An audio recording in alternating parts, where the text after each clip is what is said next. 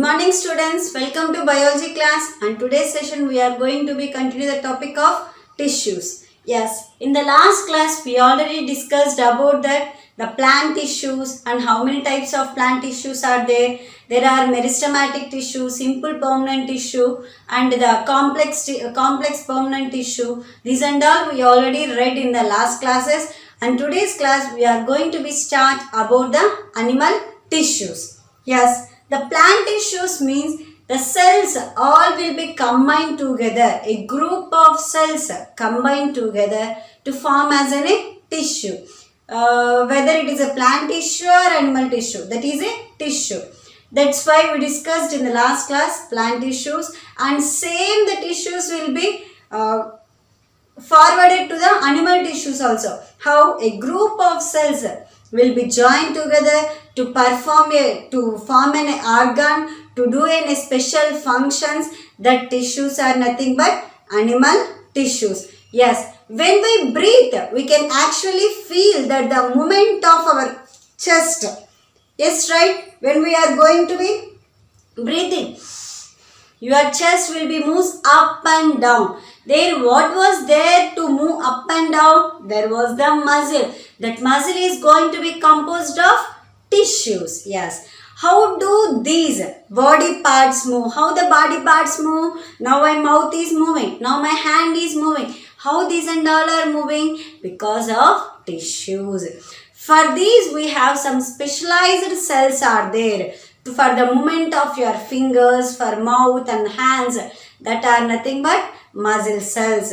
And next, these muscle cells wants to move. There is one process was there. What is that? Contraction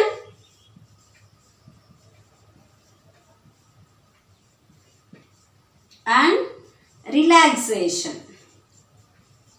Contraction and relaxation. Contraction, relaxation. Like this, the muscle cells are going to be helpful for the movement of muscle. These are nothing but what? Animal tissues. Like that, when we are going to breathe the air inside, which air you are going to be breathe? Oxygen. That oxygen, where it is going in our body? It will be reaches into the lungs, and it is transported through the what? The oxygen is going to be transported through the blood. The blood will be present in only at one place? No. The blood is moving to various parts. The blood is going to be moving to various parts in your body, in our body. Why the blood needs to be moved to various parts? We already know, we already discussed in the first lesson. The fundamental unit of life. The mitochondria is going to be helpful to produce the energy, right? All the cells. Now the blood cells is going to be having the oxygen. Now the blood is having that oxygen. That oxygen is going to be moved to various parts of your body. At that time, now I am talking, now I am walking, now I am standing. Now my energy is going to be burned.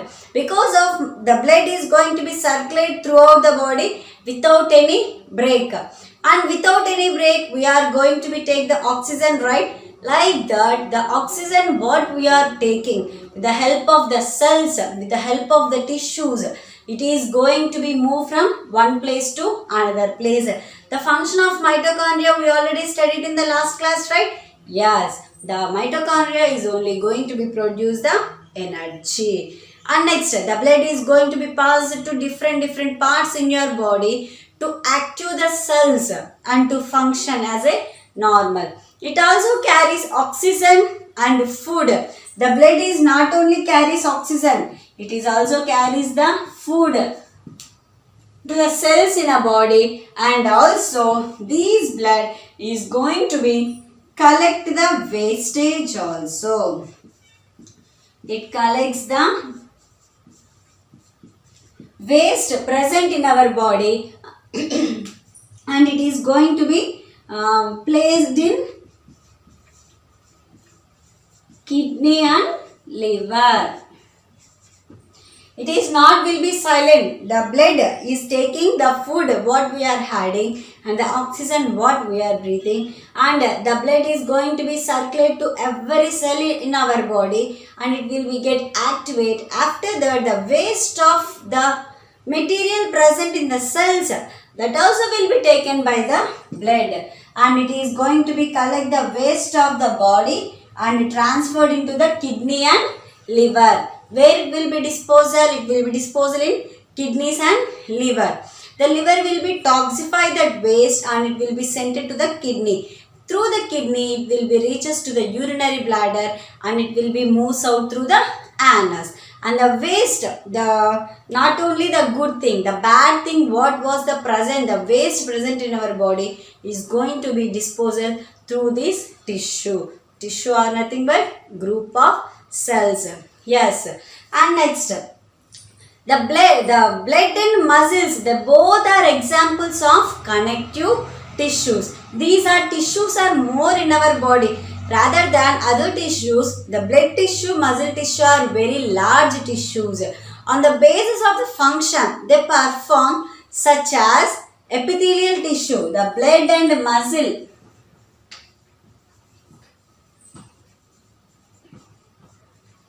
the blood and muscle, they both are, we may call it as a tissues.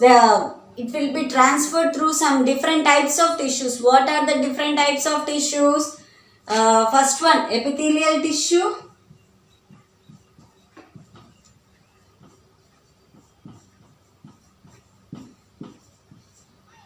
Connective tissue.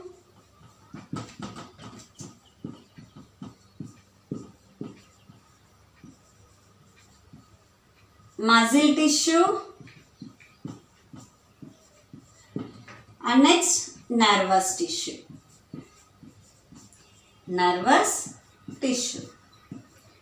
The blood and muscle are going to be the both examples of the tissues found in our body. On the basis of functions they perform the different types of things they are going to be performed. Different types of animal tissues are there present in our body. What are there? Epithelial tissue, connective tissue, muscular tissue or muscle tissue, and nervous tissue. Blood is a type of connective tissue and muscle is a forms as a muscular tissue. The blood is a type, we may call it as a connective tissue, and the muscle we may call it as a muscular tissue. These are the tissues, different types of tissues are present in animal tissues, and in the now we are going to be see these the types of tissues, what are they. Yes.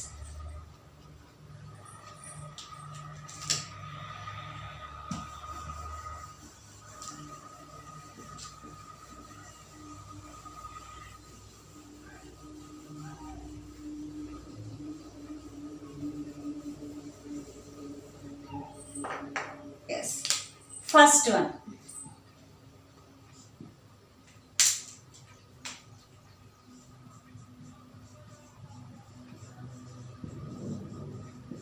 Epithelial tissue. Have you heard anything about these tissues in previous classes? No. You just know that what was the tissue, where it will be present, that only you may know. And now we are going to be discuss a deep discussion on these tissues only. Yes. The first part, the covering part or protective tissue in the animal body is nothing but the epithelial tissue. First, what does it do? It will be covering and protecting. It is covering and protecting the body. Covering and protecting in the animal body is called as epithelial tissue.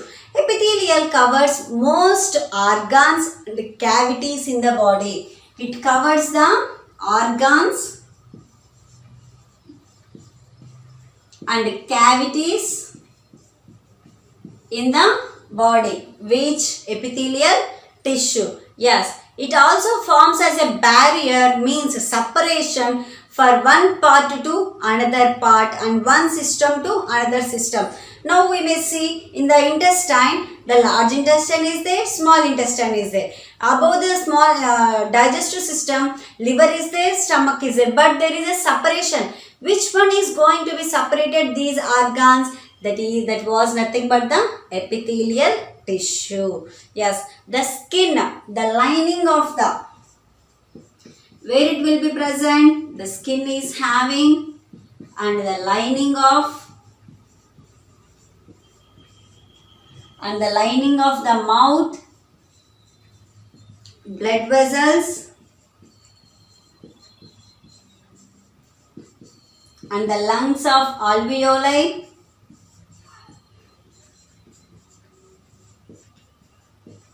and the kidney tubules, and the kidney tubules.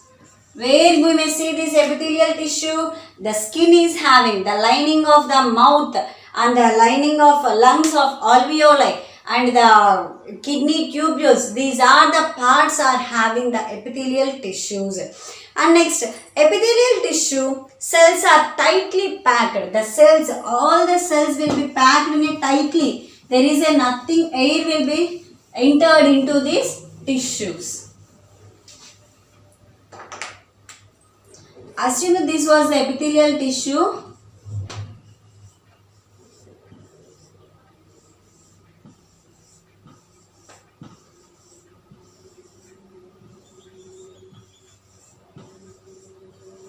Like this, the tightly packed. It was, the epithelial tissue was tightly packed, and it when we forms a continuous sheet, there is a nothing gap between present. No, that's why we may call it as a continuous sheet. They have also a small amount of cementing material. Means if we want to construct a wall, you may place the bricks very near, but for binding we are going to be add one cement. No, like that, the cementing between them almost, we may call it as a intercellular spaces are not there. Obviously, anything centering or living of cells of body must covers at least one layer of epithelium. What I am telling means, now the small intestine is there and the large intestine was there. Space for the small intestine and large intestine, nothing will be there. Yes, right? The space is very minute. In that minute places also, these epithelium tissue will be covered. How? It is a connective sheet, right? And it is very tightly packed. It is a one layer or single layer. It will be formed between a barrier of one organ to another organ. And next, as a result, the permeability of the cells of various epithelia plays an important role in regulating the exchange of materials, and whether it will be supposed to environment is not suit. At that time, these epithelial tissue will be give some amount of cells to some amount of food to other cells, or else any breathing, any oxygen cells, it is going to be transporting material also. And next, regardless of these type, all the epithelial cells are usually separated from the underlying tissue by an external extracellular fibrous basement membrane. What is that extracellular fibrous membrane? Now these are epithelial cells. These are single layer epithelial cells.